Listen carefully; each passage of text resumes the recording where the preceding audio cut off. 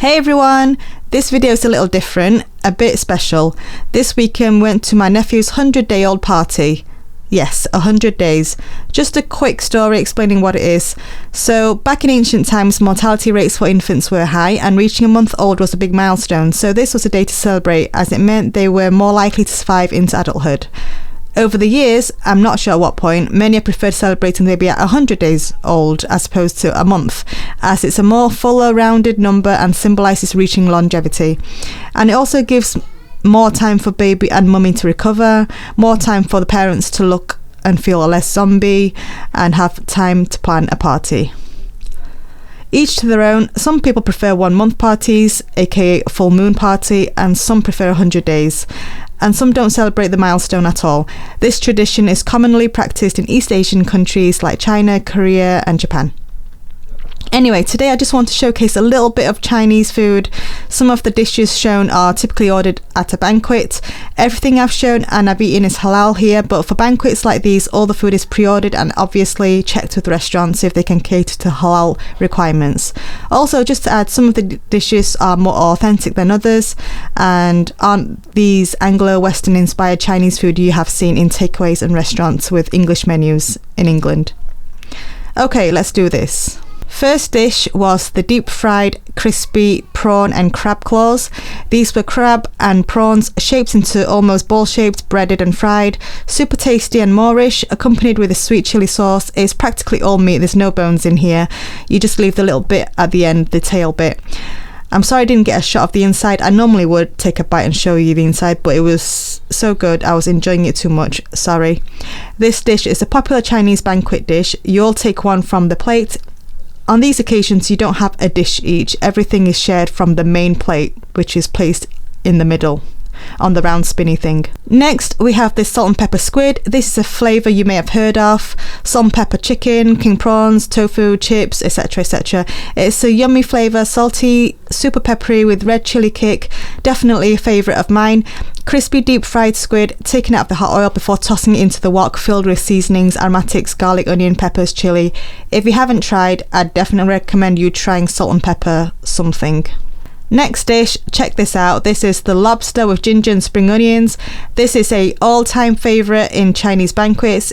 It's a traditional, authentic dish, one of the most popular ways of eating lobster. The lobster is deep fried, then taken out of the wok before adding the aromatics, lots of ginger, spring onions, making a sauce to go over the bed of noodles. Typically the noodles that go with the lobster are these Cantonese style flat yellow egg noodles, which have a slightly chewy texture. It's also known as long life noodles, which symbolises longevity again, which is why you'll see them at birthday dinners and other Chinese celebrations. It's one of my favourite Chinese dishes. I really don't hold back because A, I can't cook this dish, B, it's not every day I eat lobster, probably have it 2-3 times a year, so I do indulge when I get the chance. The texture is bouncy, firm, succulent, meaty. There's a natural seafood sweetness in the lobster. The easiest part to take the meat out is from the claws and the body, tail. The rest of the cuts are more tricky to get the meat out, but some argue they are the best bits, i.e. the sweeter, juicier parts. This next dish was one of my favourites. It reminded me of Singapore's famous dish, chili crab, with the steamed mantou bread. But instead of crab, it's king prawns here with the shells on. It was delightful. Sweet, savoury, chilli, creamy, but still delicate, light, appetising sauce, which you dip the steamed mantou breads in. The buns, amazing. I had like 3-4. Anyway, next we have this full sea bass, which has been deboned in this yummy sweet and sour sauce.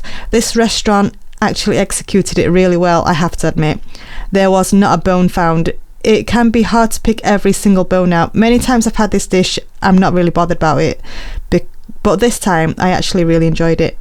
Next dish, we have the poached chicken, a very common dish Chinese eat at home, and we dip it into this salty ginger and spring onion oil dip.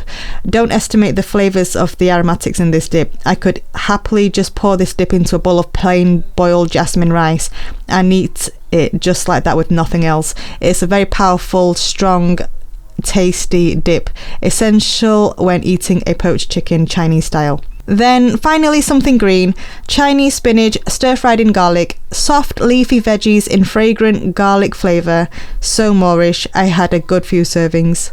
We then went on to dessert, a sweet soup, which I didn't manage to film, and we also cut a cake. It was a 3-tier cake. Each cake was a different flavour, baked by a talented auntie.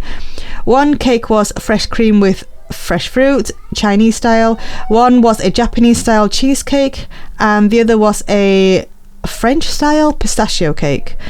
And that's a wrap, guys. I hope you enjoyed the video. This was to just give you a little insight of what a Chinese celebration dinner looked like at a restaurant, halal style. Thank you for watching. Please subscribe if you enjoyed it, and I'll see you on the next one.